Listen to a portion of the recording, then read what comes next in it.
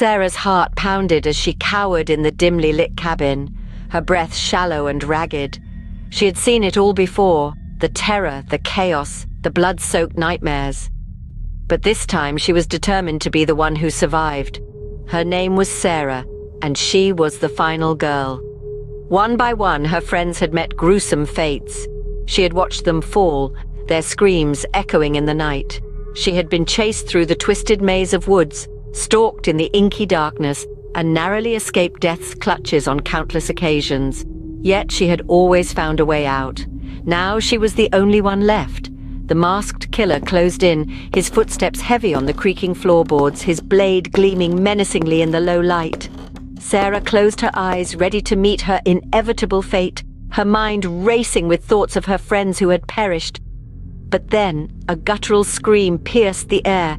Sarah's eyes snapped open just in time to witness the killer crumpling to the ground, lifeless.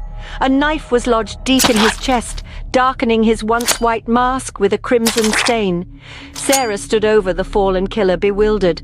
Who had saved her? The cabin was empty, and the silence hung heavy in the air.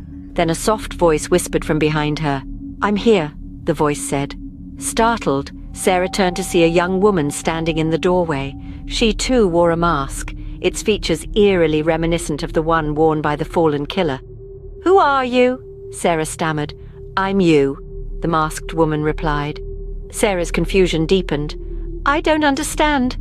The masked woman took a step closer, her eyes locked onto Sarah's. "You do," she insisted. "You've been killing your friends all along." Sarah's eyes widened in disbelief. "No," she protested. "I didn't." The masked woman shook her head, her mask hiding any trace of emotion. "Yes, you did," she declared. "You're a split personality. You've been blacking out and killing your friends, but you've been blaming it on a masked killer." Sarah staggered backward, her mind whirling in confusion. "No," she repeated. "It's not true." The masked woman's tone grew colder, more determined. "Yes, it is," she said. "And now it's time to face the truth."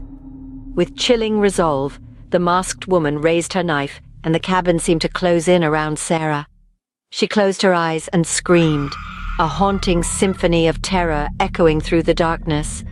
As her scream faded into silence, a cold realization crept over her.